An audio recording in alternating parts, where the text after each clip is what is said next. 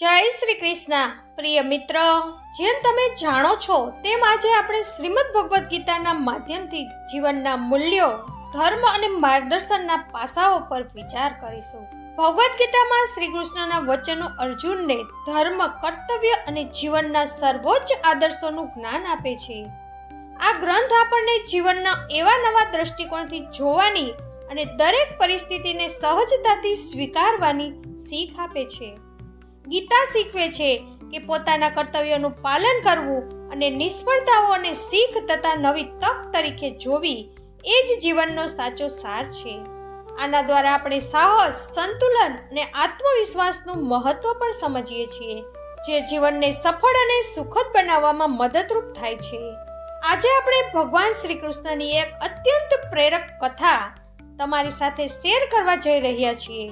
તો મિત્રો, કાના કહે છે કે હે અર્જુન, ચિંતા કરવી મનને સતત બેચેન અને અશાંત રાખે છે, કારણ કે ન તો આવનારા કાલની ગૂંચવણો ઉકેલવાની શક્તિ ધરાવે છે અને ન તો વર્તમાન ક્ષણનો સુકૂન પાછો લાવી શકે છે. જે લોકો બહારથી હસતા દેખાય છે તેમના હૃદયની અંદર ઘણીવાર ઊંડા અને અકબંધ ઘાવ છુપાયેલા હોય છે, કારણ કે દરેક માણસના ભાવો, સંવેદનાઓ અને દર્દ એકબીજાથી બિલકુલ અલગ હોય છે. ભલે દરેકની આંખો જોવામાં એક જેવી લાગે, પણ તેમની દ્રષ્ટિ, વિચાર અને અનુભવ અલગ અલગ દિશાઓમાં જીવનને પરખે છે. તમારો સમય, સન્માન અને ઉર્જા માત્ર એવા લોકો પર જ રોકો જે તેની સાચી કદર જાણતા હોય. તમારા શબ્દોને સદા શુદ્ધ, સંયમિત અને પવિત્ર રાખો, કારણ કે બની શકે છે કે આવનારા સમયમાં એ જ શબ્દો પાછા ખેંચવાની નોબત આવી જાય. તમારું મગજ ગમે તેટલું તેજ અને કુશાગ્ર કેમ ન હોય, ભાગ્ય અને સમયના સાથ વિના સફળતા અધૂરી જ રહી જાય છે. શ્રી કૃષ્ણ કહે છે કે સાચી સ્વતંત્રતા એ જ છે જે માત્ર ઈશ્વર પર અતૂટ વિશ્વાસ રાખવાથી પ્રાપ્ત થાય છે.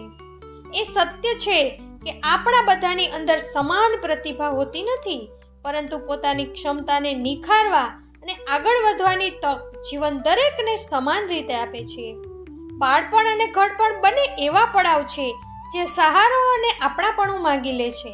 જીવનમાં કઠિન સંઘર્ષો વચ્ચે પોતાની ઓળખ જાતે જ કંડારવી પડે છે, કારણ કે બીજું કોઈ આવીને તમારા માટે આ કાર્ય કરતું નથી.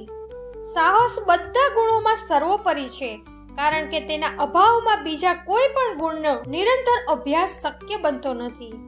ઠોકર લાગવી, પડવું, પોતાની જાતને સંભાળવી અને ફરીથી ઊભા થવું એ જ જીવનનું શાશ્વત સત્ય છે. તમારા સંઘર્ષોને ત્યાં સુધી છુપાવી રાખવા વધુ સારું છે જ્યાં સુધી સફળતા પોતે તેમને જાહેર ન કરી દે. સંબંધો એવા લોકો સાથે જ નિભાવો જે મુશ્કેલ સમયમાં પણ તમારો હાથ પકડી રાખે. ખોટો પ્રેમ ક્ષણિક ખુશી આપી શકે છે, પણ સંકટના સમયે તે સાથ છોડી દે છે. કોઈના પગમાં પડીને સન્માન મેળવવા કરતાં વધુ સારું છે પોતાના પગ પર ઊભા રહીને કંઈક બનવાનો સંકલ્પ લેવો. હારથી ક્યારેય ડરશો નહીં, કારણ કે હાર જ શીખવે છે કે જીવવા માટે કંઈક બાબતોની સૌથી વધુ જરૂર છે. જ્યારે તમારી અંદરનું જુનૂન જાગૃત થઈ જાય છે, ત્યારે દરેક સંઘર્ષ તમને જીવનની નવી ઊંચાઈઓ સુધી પહોંચાડવાનું માધ્યમ બની જાય છે. શ્રી કૃષ્ણ કહે છે કે સંબંધો સંવાદથી જીવતા રહે છે, ગેરસમજથી મૂંઝાઈ જાય છે, અહંકારથી વિખેરાઈ જાય છે અને મૌનના યુદ્ધથી સંપૂર્ણપણે સમાપ્ત થઈ જાય છે. જ્યારે તમે સફળતા મેળવો છો ત્યારે લોકો આપોઆપ તમારી નજીક આવવા લાગે છે, પરંતુ એ યાદ રાખજો કે એટલા મોંઘા પણ ન બનો કે લોકો બોલાવતા અચકાય અને એટલા સસ્તા પણ ન બનો કે લોકો તમને પોતાની સુવિધા મુજબ નચાવવા લાગે. જીવનમાં દરેક ભૂમિકા નિભાવવી સરળ હોતી નથી. આ માટે વારંવાર તૂટવું પડે છે અને પોતાની જાતને ફરીથી જોડવી પડે છે. લોકો કહે છે કે તેમનું સપનું તૂટી ગયું, પણ વાસ્તવમાં તૂટે છે તો માત્ર ઊંઘ, સપના નહીં. જો ઉપરવાળા પાસે કંઈક માંગો અને તે ન મળે તો સમજી લેજો કે તમારા માટે તેનાથી પણ સારી યોજના તૈયાર થઈ રહી છે. આજની જિંદગી કોઈ સ્ટેશન જેવી લાગે છે જ્યાં ભીડ તો બહુ છે પણ પોતાના બહુ ઓછા છે. જો કોઈને તમારી સાથે હોવાની કદર નથી તો તેમને તમારા દૂર હોવાનું મૂલ્ય જાતે જ સમજવા દો. જ્યારે દિલ ઉદાસ થઈ જાય છે ત્યારે દુનિયાની બધી ચમક અને રોનક ફીકી પડી જાય છે. તડપનો અર્થ સમજવો હોય તો એ વ્યક્તિને પૂછો જેની પાસે બધું જ છે પણ એ વસ્તુ નથી જેની તેને સૌથી વધુ ઈચ્છા છે. પ્રસન્નતા એ ઔષધિ છે જે કોઈ બજારમાં મળતી નથી, તે માત્ર તમારી અંદર જ વિદ્યમાન હોય છે. જે તમારું નથી તેને જવા દેતા શીખો, કારણ કે કોઈને જબરજસ્તી રોકવું એ પોતાની જાતને પીડા આપવા જેવું છે. જીવનમાં સાચા લોકોને તમારી નજીક રાખો, તેમની દાનત, સ્વભાવ અને વ્યવહારને સમજવાનો પ્રયાસ કરો. જેમ દૂધમાં ગોળ ભળવાથી મીઠાશ વધે છે, તેમ સાચી સંગત જીવનમાં શાંતિ અને સુકૂન ભરી દે છે.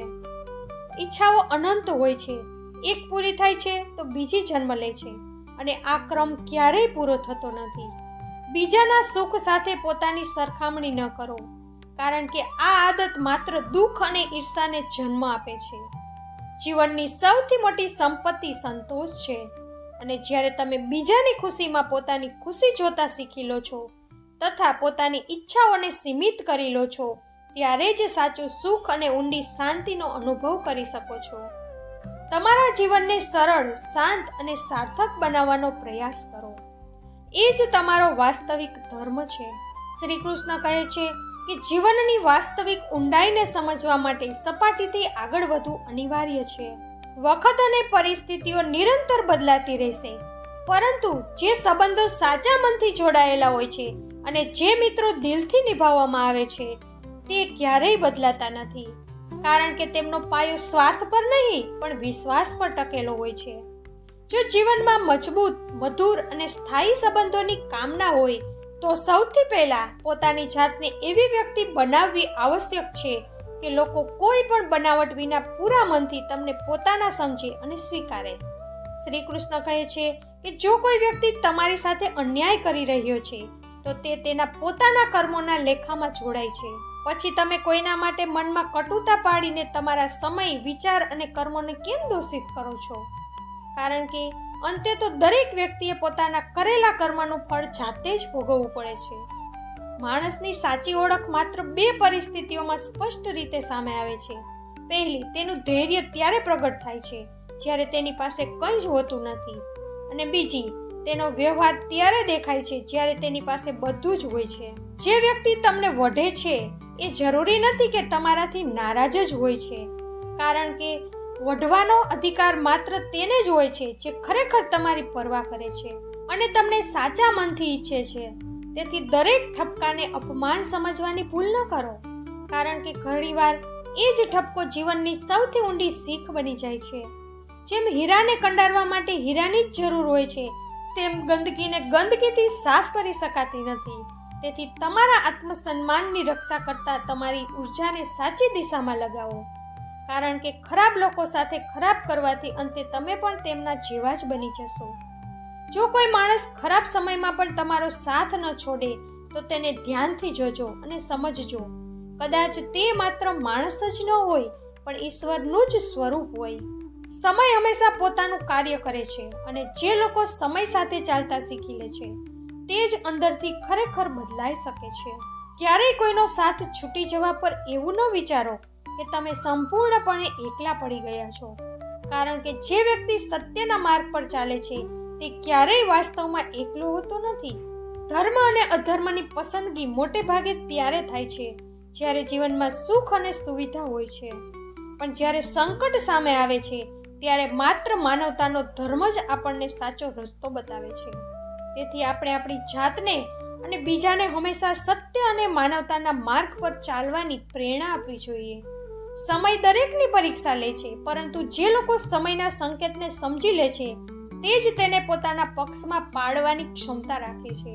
તમારી થોડી મદદથી કોઈની આખી જિંદગી બદલાઈ શકે છે, પણ એ પણ ધ્યાન રાખવું જોઈએ કે માત્ર મદદ કરવી જ નહીં પણ સાથ નિભાવવો પણ એટલું જ જરૂરી છે, કારણ કે કોઈનું દિલ દુભાવીને ક્યારેય કોઈ સાચી જીત હાંસલ થતી નથી. શ્રી કૃષ્ણ કહે છે કે જીવનની સૌથી કઠિન સચ્ચાઈ એ જ છે કે જેમનાથી આપણે સૌથી વધુ આશા રાખીએ છીએ. ઘણીવાર એ જ લોકો આપણને છોડી જાય છે અને જ્યારે પોતાના જ બદલાઈ જાય છે તો પછી કોઈની પાસે ફરિયાદ કરવાનો કોઈ અર્થ રહેતો નથી. જ્યારે દુનિયાથી આશાઓ તૂટવા લાગે છે ત્યારે માણસના જીવનમાં એક ક્ષણ આવે છે જ્યારે તેને પોતાની જાત પર આશા રાખતા શીખવું પડે છે. હંમેશા એ યાદ રાખવું કે ઓકાત અને ઇજ્જત કોઈની નકલ કરવાથી નથી મળતી, કારણ કે ચરિત્ર, સંસ્કાર અને જ્ઞાનની નકલ ક્યારેય કરી શકાતી નથી. આ જ જીવનની વાસ્તવિક અને સ્થાયી વિશેષતાઓ છે. જ્યારે પણ આપણને કોઈનાથી બહુ આશા હોય છે, ત્યારે જીવન આપણને એ શીખવવાનો પ્રયાસ કરે છે કે જે આપણી સાથે ઊભું છે તે જ વાસ્તવમાં સૌથી વધુ મૂલ્યવાન છે. ઘમંડથી સદા દૂર રહેવું, કારણ કે પથ્થર જ્યારે પાણીમાં પડે છે ને ત્યારે પોતાના જ વજનને કારણે ડૂબી જાય છે. ભગવાન આપણને હંમેશા તે નથી આપતા જેમાં આપણે થોડી ક્ષણ માટે ખુશ હોઈએ છીએ, પણ તે આપણને તે જ આપે છે જેમાં આપણે લાંબા સમય સુધી સંતુલિત અને શાંત રહીએ. એ જ જીવનનું સૌથી ઊંડું રહસ્ય છે. માણસનું વાસ્તવિક મૂલ્ય ત્યારે પ્રગટ થાય છે જ્યારે તે કોઈ બીજાના દુઃખમાં કોઈ સ્વાર્થ વિના સાથે ઊભો રહે છે. અને જો તમે કોઈના દર્દને મહેસૂસ કરી શકતા હોવ તો તેનો અર્થ છે કે તમારી આત્મામાં સ્વયં પરમાત્માનો વાસ છે. એક સારો અને સાચો હમસફર જીવનની સૌથી કિંમતી ભેટ છે, જે ધનથી નહીં પણ ભાગ્યથી પ્રાપ્ત થાય છે. જીવન આપમેળે સુંદર બની જતું નથી. તેને સુંદર બનાવવા માટે પ્રાર્થના, વિનમ્રતા, ત્યાગ અને પ્રેમ જેવા ગુણોને પોતાના આચરણમાં ઉતારવા જ પડે છે. દરેક પરિસ્થિતિમાં ચહેરા પર સ્મિત જાળવી રાખવું એ વાસ્તવમાં એક ઊંડી કલા છે, કારણ કે એનો અર્થ ક્યારેય એવો નથી કે અંદર છુપાયેલા ઘાવ દેખાતા નથી. કારણ કે માણસનું મન અત્યંત જટિલ અને ગૂઢ હોય છે, જેને સમજવામાં ક્યારેક આખું જીવન પણ ઓછું પડે છે. સાપના દાંતમાં છુપાયેલા ઝેર અને માણસની અંદર દબાયેલા ઝેરમાં કેટલો તફાવત છે એ માત્ર સમય જ સ્પષ્ટ કરી શકે છે. પણ સાચું સામર્થ્ય એમાં જ છે કે એ વિષને પોતાના સંયમ અને ખામોશીના માધ્યમથી નિષ્પ્રભાવી કરી દેવામાં આવે. ખામોશી માત્ર બોલી ન શકવાની સ્થિતિ નથી, પણ તે આત્માની સૌથી સશક્ત ભાષા છે. જો જીવનમાં કંઈક મોટું, ઊંચું અને સ્થાયી મેળવવું હોય તો સૌથી પહેલા પોતાની જાતને અંદરથી તૈયાર કરવી આવશ્યક છે. આખી દુનિયા સાથે સંઘર્ષ કરતા પહેલા પોતાની અંદર છુપાયેલી નબળાઈઓ, ભય અને શંકાઓ સાથે યુદ્ધ લડવું પડે છે. ગીતામાં એ જ સાર છુપાયેલો છે કે જે વ્યક્તિ પોતાની જાત પર વિજય મેળવી લે છે તે જ આ સંસારને જીતવા માટે યોગ્ય બની શકે છે. સમય પોતાની રીતે મોટો, વિચિત્ર સ્વભાવ ધરાવે છે, કારણ કે જ્યારે સમય અનુકૂળ હોય છે ત્યારે તમારી નાની નાની ભૂલો પણ હાસ્યનો વિષય બની જાય છે, અને જ્યારે સમય પ્રતિકૂળ થઈ જાય છે ત્યારે તે જ હાસ્ય તમારા માટે એક બોજ બની જાય છે. તેથી જીવનની ઊંચાઈઓ સુધી પહોંચવાનો આનંદ ત્યારે જ પૂર્ણ અને સાર્થક માનવામાં આવે છે જ્યારે એ યાત્રામાં તમારી સાથે સત્ય, સંયમ અને ધૈર્ય પણ હાજર હોય. સાચો આનંદ ત્યારે જન્મ લે છે જ્યારે તમે બીજાની ખુશીમાં પોતાની ખુશી શોધવાનું શરૂ કરી દો છો. તમારા દુઃખોને બોજ નહીં પણ શીખ માનો, કારણ કે સ્વાભિમાનથી મોટું જીવનમાં કંઈ હોતું નથી. સુંદર દેખાવું જરૂરી નથી, પરંતુ કોઈના જીવનમાં જરૂરી બની જવું એ સૌથી મોટી સુંદરતા છે. આ સંસાર દેખાડા અને બનાવટથી ભરેલો છે, પણ સાચા સંબંધો એ જ છે જે આત્માથી જોડાયેલા હોય છે. શરીર પર લાગેલા ઘાવ સમય સાથે ભરાઈ શકે છે, પરંતુ આત્મસન્માન પર લાગેલી ચોટ સહન શક્તિની બહાર હોય છે. એટલા માટે ક્યારેય પોતાના સ્વાભિમાન સાથે સમાધાન ન કરો. જો ખુલ્લીને અને સ્વતંત્ર થઈને જીવવા માંગતા હોય તો ક્યારેય કોઈના પર એવી રીતે નિર્ભર ન થઈ જાઓ કે પોતાની જાતને જ ખોઈ બેસો. જીવન મોહથી શરૂ થાય છે અને જ્યારે મોહ તૂટે છે ત્યારે ત્યાં જ સમાપ્ત થઈ જાય છે. તેથી જે પણ કરો નિષ્કામ ભાવથી કરો, કારણ કે મોહ જ દરેક દુઃખનું મૂળ છે. કોઈનાથી એવી અપેક્ષા ન રાખો કે તે તમને યાદ કરે, કારણ કે જો તમારી વાસ્તવમાં કોઈ અગત્યતા હશે તો તે તમને આપોઆપ યાદ કરશે. મિત્રો, જીવનની યાત્રામાં સત્ય અને અસત્યનો સંઘર્ષ સદાથી રહ્યો છે. બાળપણથી જ આપણને શીખવવામાં આવ્યું છે કે હંમેશા સત્યનો સાથ આપવો જોઈએ અને અસત્યને પાપ માનવામાં આવ્યું છે. આપણી પરંપરાઓમાં અને શિક્ષણમાં સત્યને ઈશ્વર સમાન સ્થાન આપ્યું છે. એ પૂરી રીતે સત્ય છે કે સત્ય સૌથી મોટો ધર્મ છે, પરંતુ આપણા ધર્મગ્રંથો અને નીતિશાસ્ત્રોએ જીવનની કઠિન સચ્ચાઈઓને સમજતા કેટલીક વિશેષ પરિસ્થિતિઓની પણ ચર્ચા કરી છે. આ સંસાર માત્ર સરળ નિયમોથી નથી ચાલતો. અહીં દરેક પળ હાલાત એક જેવા નથી રહેતા. ઘણીવાર એવો ધર્મ સંકટ સામે આવી જાય છે જ્યાં બોલાયેલું એક સત્ય કોઈનો જીવ જોખમમાં મૂકી શકે છે અથવા કોઈનું આખું જીવન ઉજ્જડ કરી શકે છે. આપણા ઋષિમુનિઓએ જણાવ્યું છે કે વિવેકનું સ્થાન નિયમોથી ઉપર હોય છે. આંખ બંધ કરીને માત્ર સત્ય બોલી દેવું એ જ ધર્મ નથી. ધર્મનો વાસ્તવિક અર્થ એ છે કે એવું આચરણ કરવું જોઈએ જે બધાના હિતની રક્ષા કરે. આજે આપણે એ જ સમજવાનું છે કે જીવનમાં બે એવા પ્રસંગો આવે છે જ્યાં બોલાયેલું જૂઠ પાપ નહીં પણ પુણ્ય બની જાય છે. આ બે જગ્યાએ જૂઠ બોલવાથી ક્યારેય અચકાશો નહીં. જો ત્યાં સત્ય બોલવાની જીદ પકડી રાખવામાં આવે તો એ જીદ તમારા અને બીજાના વિનાશનું કારણ બની શકે છે. ઈશ્વર શબ્દોના નહીં ભાવના ભૂખ્યા છે. જો તમારી મનસા કોઈ નિર્દોષની રક્ષા કરવાની છે તો મુખમાંથી નીકળેલું અસત્ય પણ સત્યથી મોટું હોઈ શકે છે. તેનાથી વિપરીત જો તમારી દાનત કોઈને અપમાનિત કરવાની છે કે પીડા આપવાની છે તો બોલાયેલું કઠોર સત્ય પણ પાપ સમાન છે. કલ્પના કરો, જો તમારી સામે કોઈ હત્યારો કોઈ નિર્દોષ વ્યક્તિને મારવાની દાનતથી તેને શોધી રહ્યો હોય અને એ જ વ્યક્તિ તમારા આશરે છુપાયેલો હોય, એવા સમયે જો તે અપરાધી તમને પૂછે કે તે વ્યક્તિ ક્યાં છે અને તમે સત્યનો દેખાડો કરતા તેની તરફ ઈશારો કરી દો, તો તે માસૂમની હત્યાનો દોષ કોના સિરે જશે? તે અપરાધ અપરાધીના ખાતે તો જશે જ, પણ તેનાથી પણ મોટો અપરાધ તમારા હિસ્સે આવશે, કારણ કે તમે જાણી જોઈને મૃત્યુનો રસ્તો બતાવ્યો છે. અહીં તમારું બોલાયેલું સત્ય હિંસાનું સાધન બની જાય છે. તેવી જ રીતે પારિવારિક જીવનમાં પતિ પત્ની વચ્ચે કે મિત્રો વચ્ચે ઘણીવાર એવી વાતો ઉત્પન્ન થાય છે જેને સ્પષ્ટ રીતે કહી દેવાથી સંબંધોમાં કાયમી તિરાડ પડી જાય છે. સંબંધોનું બંધન અત્યંત કોમળ હોય છે. ત્યાં કઠોર સત્ય ઘણીવાર કાતરની ભૂમિકા ભજવે છે. ઘરનું સંતુલન જાળવી રાખવા માટે અથવા કોઈના ભાવોની રક્ષા કરવા માટે થોડી વાત છુપાવી કે ફેરવીને કહેવી આવશ્યક થઈ જાય છે.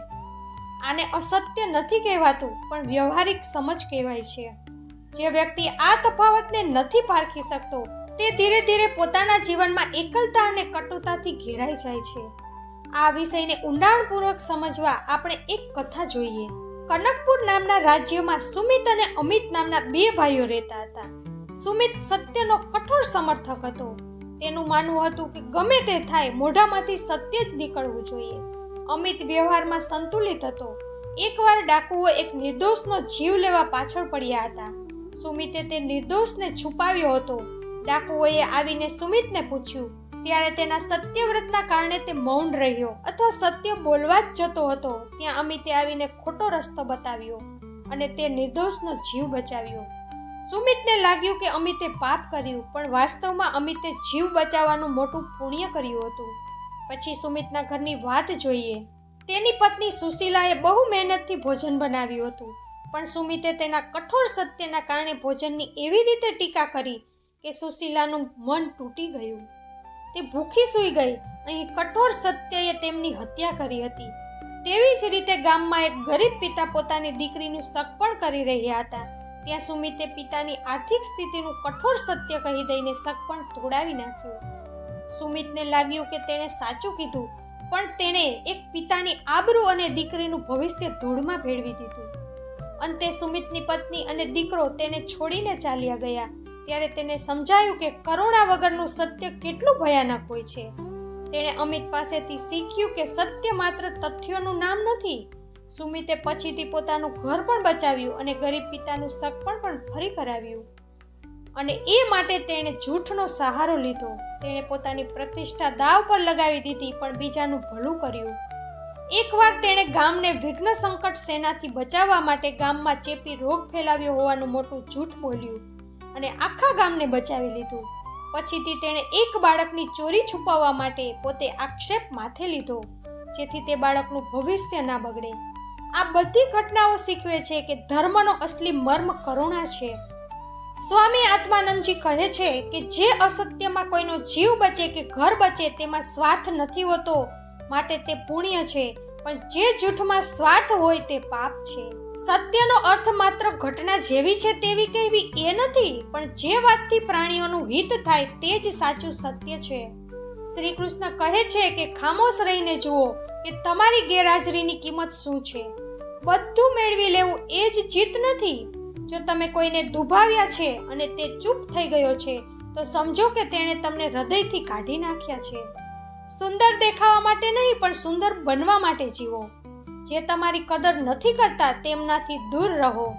સફળ થવા માટે ઉત્સાહ બાળ જેવો છે, ઉર્જા યુવાન જેવી અને અનુભવ વૃદ્ધ જેવો હોવો જોઈએ. જીવનમાં હારથી ક્યારેય નિરાશ ન થવું, કારણ કે કદાચ આવતીકાલ તમારા જીવનનો સૌથી સુંદર દિવસ હોય.